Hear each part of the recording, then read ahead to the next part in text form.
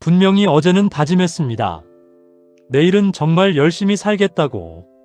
일찍 일어나서 운동도 하고 미뤄뒀던 프로젝트도 끝내고 자기 개발을 위해 책도 읽겠다고 말이죠. 그렇게 촘촘하게 짠 시간표를 들고 눈을 떴지만 현실은 어떻습니까? 눈 뜨자마자 스마트폰의 알림을 확인하고 쏟아지는 이메일에 답장하다 보니 어느덧 점심시간이고 오후 내내 반복되는 회의와 급한 불을 끄는 업무에 치이다 보면 퇴근 시간은 성큼 다가와 있습니다.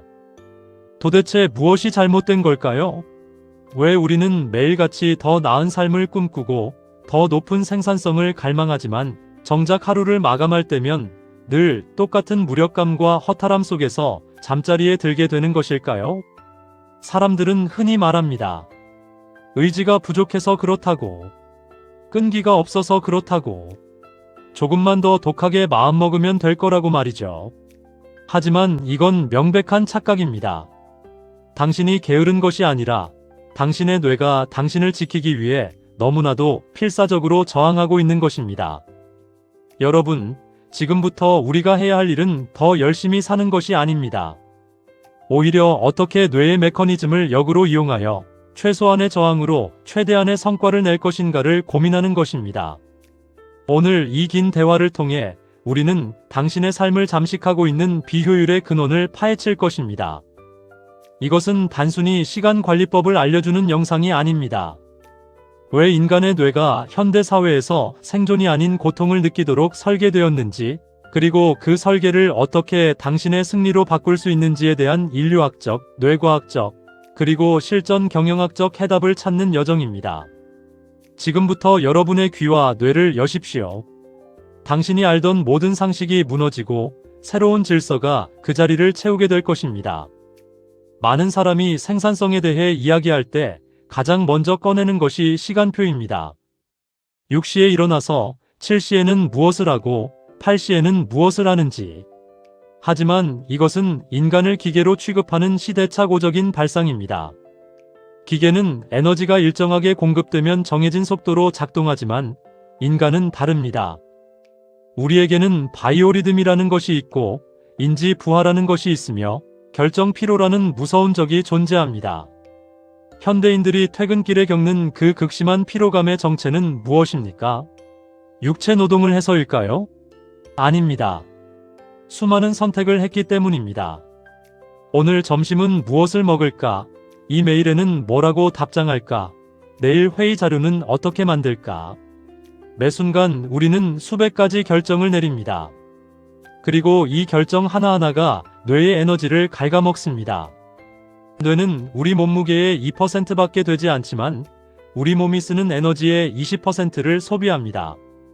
쉬지 않고 선택을 강요당하는 현대인의 뇌는 이미 오전 10시가 되면 그날 써야 할 집중력의 절반을 소진해버립니다. 이런 상태에서 어떻게 생산적인 업무가 가능하겠습니까? 결국 오후에 하는 모든 일은 지나가는 시간을 때우는 행위로 전락하게 되는 것입니다. 이것을 깨닫는 것, 이것이 우리가 오늘 다룰 가장 중요한 첫 번째 사실입니다.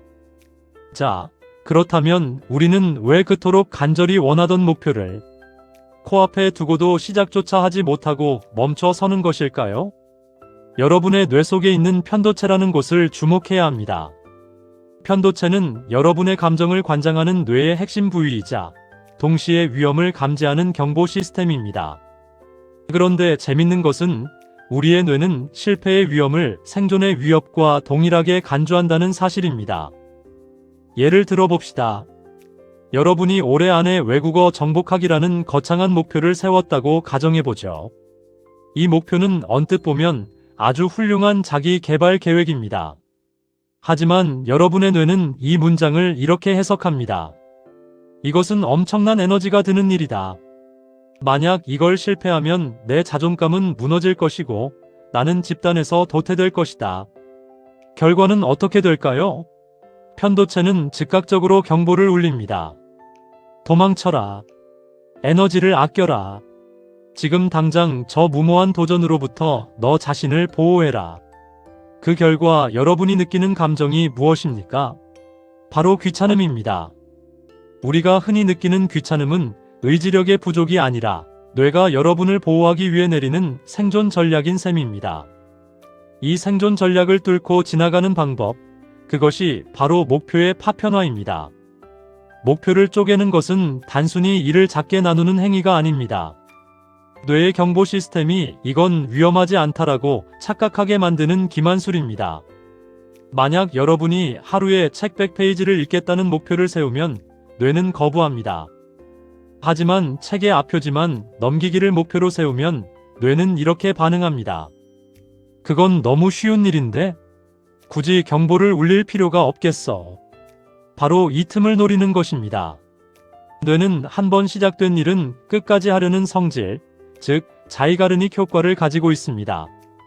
일단 시작만 하면 뇌는 그 일을 끝내지 않았을 때 불편함을 느끼기 시작합니다. 표지를 넘긴 순간 여러분의 뇌는 이미 그 다음 페이지를 읽을 준비를 마친 상태가 되는 것이죠.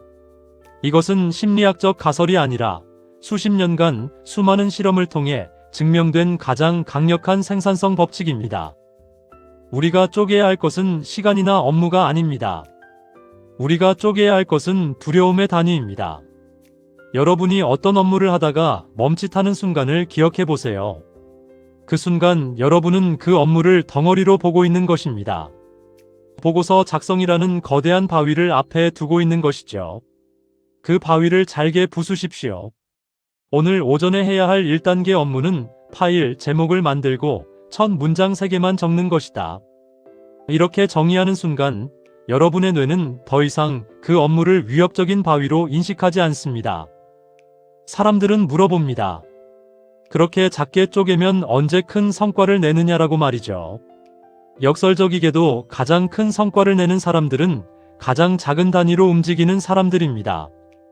큰 바위를 옮기는 가장 빠른 방법은 바위를 한 번에 들어 올리는 것이 아니라 매일 한 줌씩 모래를 걷어내는 것입니다. 뇌과학적으로 볼 때 뇌는 큰 목표를 달성했을 때보다 작은 목표를 달성했을 때 훨씬 더 많은 도파민을 분출합니다. 도파민은 뇌의 보상 물질입니다.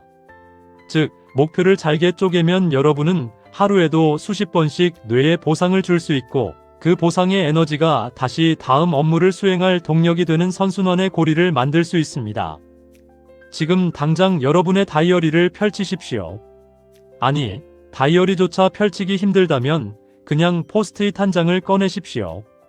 거기에 오늘 해야 할 가장 거창한 일 하나를 적고 그것을 딱 5분 안에 할 수 있는 최소한의 단위로 쪼개보십시오. 어떤 일이든 좋습니다. 그 일이 무엇이든 상관없습니다. 중요한 것은 여러분이 그 시작의 버튼을 눌렀느냐 하는 것입니다. 뇌는 여러분이 어떤 결과를 냈는지보다 어떤 행동을 시작했는지에 더 큰 무게를 둡니다. 이것이 바로 하몬 서클의 첫 번째 핵심, 즉 인간의 본성인 두려움을 정보의 단위인 원자로 분해하여 의미 있는 결과로 도출하는 과정입니다. 자, 이제 목표를 잘게 쪼개는 기술을 익혔다면 그 다음은 그 목표를 언제 수행할 것인가의 문제입니다. 앞서 우리는 시간을 관리하는 것이 아니라 에너지를 관리해야 한다고 했습니다. 여기서 여러분은 한 가지 근본적인 질문을 던져야 합니다. 내 뇌는 하루 중 언제 가장 강력한 엔진을 가동하는가? 우리의 뇌는 정적인 존재가 아닙니다. 하루 24시간 동안 끊임없이 변화하는 화학적 파도 위에 떠 있는 배와 같습니다. 이를 우리는 울트라디안 리듬이라고 부릅니다. 보통 인간의 뇌는 90분에서 120분 정도 고도의 집중력을 유지한 뒤 약 20분 정도의 휴식기가 필요하도록 설계되어 있습니다. 하지만 현대 사회의 직장인들은 이 리듬을 철저히 무시합니다. 회의는 1시간 단위로 끊어지고 업무는 8시간 내내 쉼 없이 이어지며 우리는 커피와 각성제로 이 자연스러운 리듬을 강제로 억압합니다. 이것이 바로 우리가 오후만 되면 좀비처럼 변하는 이유입니다.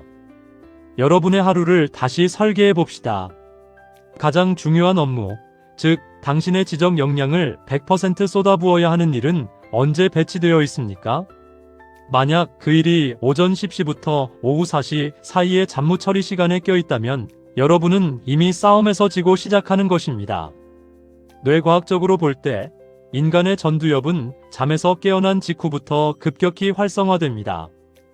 이때가 바로 여러분이 가진 정신적 자원의 골든 타임입니다. 생각해 보십시오. 여러분은 하루 중 가장 소중한 자산인 맑은 정신을 아침에 무엇에 사용하고 있습니까? 스마트폰 속의 뉴스, 의미 없는 메시지 확인, 어제 못한 서류 작업? 이것은 마치 가장 비싼 최상급 원두로 맹물을 끓이는 것과 같습니다. 천재적인 성과를 내는 사람들은 예외 없이 아침 첫 이 시간을 창조적 고립의 시간으로 사용합니다. 아무도 나를 방해하지 않는 이 짧은 시간에 그들은 그날의 가장 어려운 과제를 해치웁니다. 이때 만들어진 결과물의 질은 오후 2시에 3시간 동안 붙잡고 씨름하는 결과물보다 훨씬 뛰어납니다. 그렇다면 오후는 어떻게 해야 할까요? 오후는 에너지가 하향 곡선을 그리는 시기입니다. 이때는 인지적 부하가 높은 업무를 억지로 잡고 있지 마십시오. 대신 우리는 이를 에너지의 하향 평준화 전략으로 활용해야 합니다. 반복적인 메일 답장, 자료 정리, 단순, 데이터 입력 등 전두엽의 창의적 에너지를 크게 쓰지 않아도 되는 일들을 오후 시간대로 배치하는 것입니다. 여기서 한 가지 더 중요한 사실은 휴식의 과학입니다. 휴식은 아무것도 안 하는 시간이 아닙니다. 뇌과학적으로 휴식은 디폴트 모드 네트워크 디폴트 모드 네트워크를 활성화하는 과정입니다. 우리가 의식적으로 무언가를 하지 않을 때 뇌는 낮 동안 수집한 방대한 정보를 정리하고 연결하며 새로운 통찰을 만들어냅니다. 즉, 쉬는 시간이 곧 일하는 시간의 연장선이라는 뜻입니다. 업무 중간에 10분간 눈을 감고 있거나 창밖을 바라보며 멍하게 있는 시간은 뇌에게는 재충전이 아니라 업그레이드의 시간입니다. 자, 이제 여러분의 일주일치 업무 리스트를 꺼내 보십시오. 그리고 그 업무들을 두 부류로 나누십시오. 고도의 집중력과 창의성이 필요한 업무와 단순 반복 및 유지 관리 업무. 이 둘을 섞어 놓지 마십시오. 아침의 고요한 시간, 당신의 뇌가 가장 선명할 때 첫 번째 부류의 업무를 낚아채십시오. 그리고 해가 기울어질수록 두 번째 부류의 업무를 처리하며 부드럽게 하루를 마감하십시오. 이것이 바로 에너지의 전략적 배치입니다. 당신은 더 이상 시간에 쫓기는 노예가 아니라 에너지를 운용하는 주인이 되는 것입니다. 물론 현실은 우리가 계획한 대로 흘러가지 않습니다. 예상치 못한 돌발 상황이 생기고 상사가 갑자기 호출할 수도 있습니다. 하지만 중요한 것은 시스템입니다. 내 에너지가 가장 좋을 때는 가장 어려운 일을 한다는 대원칙을 가지고 있는 사람과 그냥 닥치는 대로 일하는 사람의 1년 뒤 생산성 격차는 단순히 2배가 아니라 10배, 20배가 될 것입니다.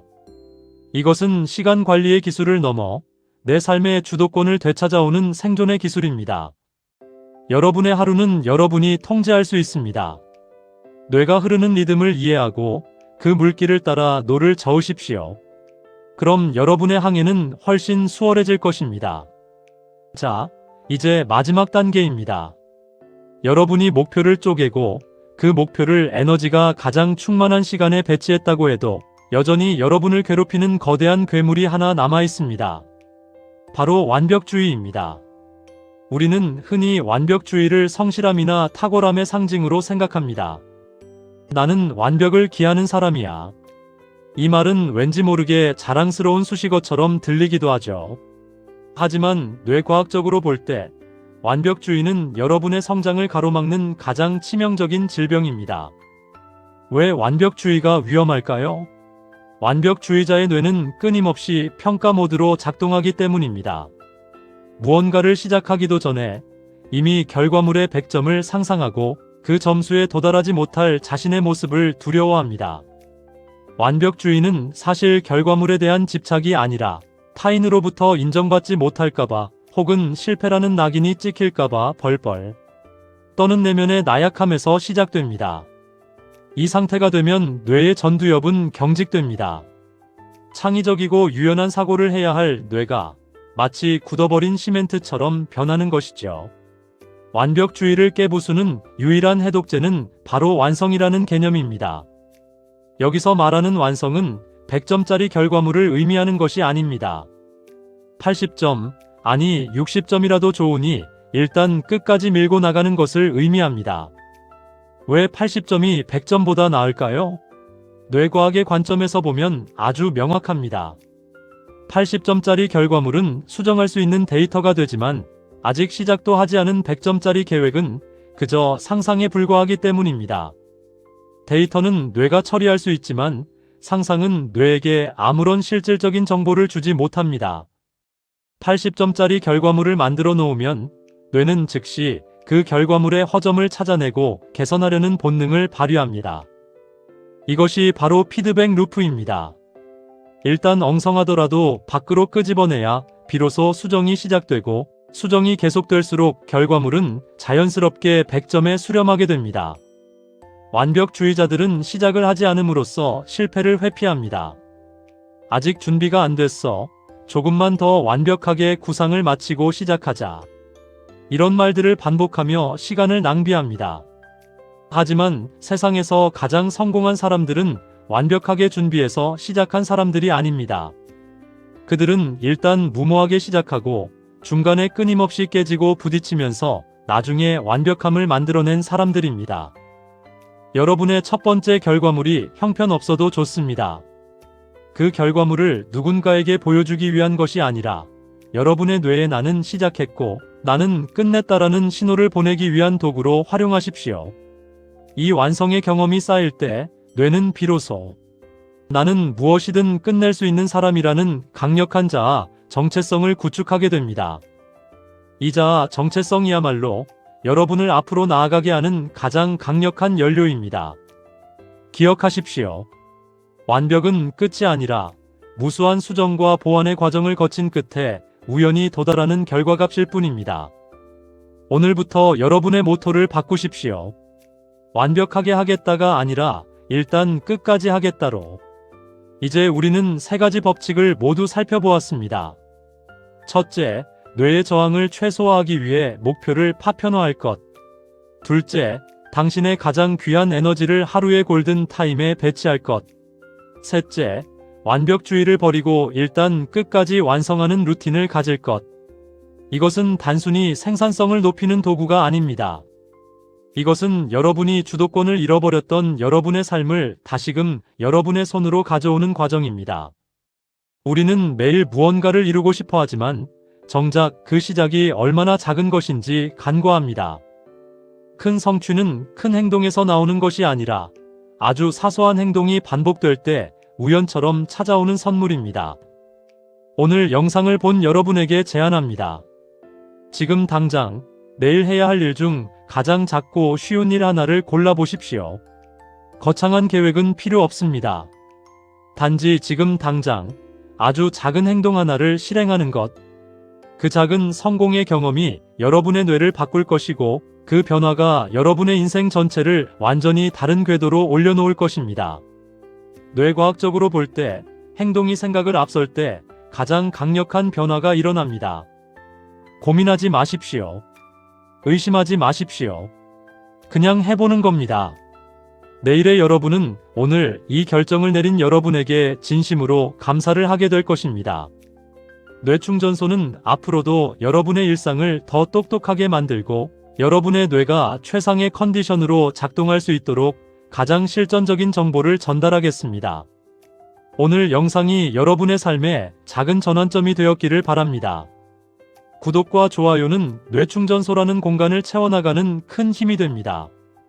더 똑똑한 내일을 위해 오늘 작은 시작을 하신 여러분을 진심으로 응원합니다. 지금까지 뇌충전소였습니다.